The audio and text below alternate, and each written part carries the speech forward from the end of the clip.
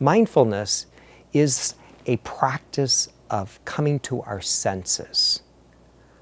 We use our intention, what's our intention, and attention. And attention is sensory driven. What do we see? What do we hear? What do we touch? What do we smell? What do we taste? What do we feel? And so when we begin to practice this concept of mindfulness, often eating meditation is a great place to begin the practice. Have a sensibility of what you feel inside. Am I hungry? Am I thirsty? Am I angry? Am I lonely? Am I tired?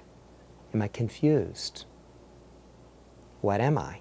Because if I'm not hungry, food's not the solution. Sometimes I know I eat on autopilot. And so practicing a raisin meditation helps me to pause and to notice that before I put something into my mouth, am I hungry or am I something else? One of the things that we can do before we eat is to have a check-in and to ask ourselves some questions. What's my intention? If my intention is to eat slowly, if my intention is to bring healthy food into my body to nourish my brain, to nourish myself, to feed my family, I can pause and I can pause when I'm walking through the grocery store to notice that I'm picking up healthy things to prepare. I invite you to look in your kitchen or your pantry or your workplace for a raisin or some other kind of food substance that is easily held. And in this particular exercise, I encourage participants here at the Center for Healthy Living to grab a raisin. And the first thing I do sometimes is to say, did you notice what hand you grabbed it with? Put it in your other hand. Put it in your non-dominant hand, first of all, and notice how much it weighs. It doesn't weigh very much.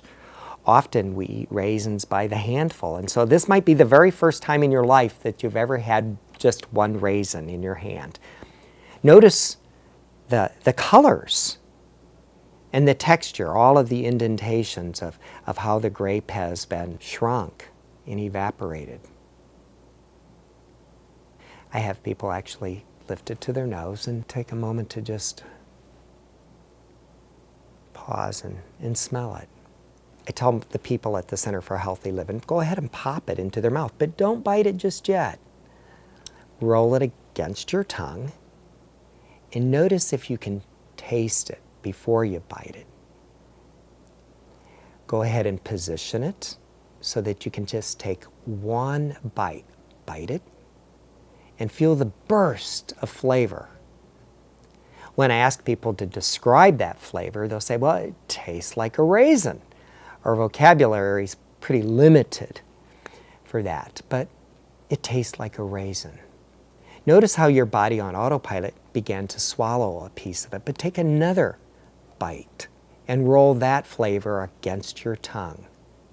Have a sensibility of what that felt like, what it tasted like, and then as you begin to swallow, notice how your body knows how to do that.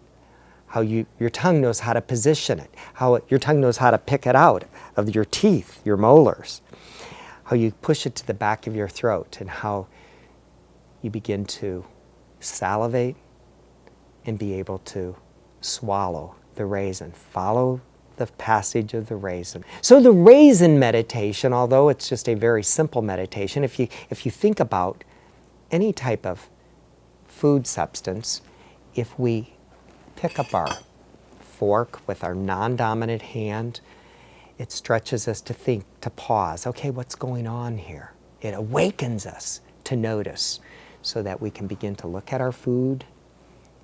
We can notice the textures, the colors, the beauty.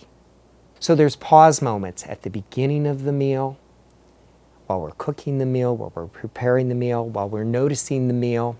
If we're out at a restaurant, We turn off autopilot thinking to be present and still to those that are near to us, that we love or that we care about, and truly savor the meal that we're about to receive.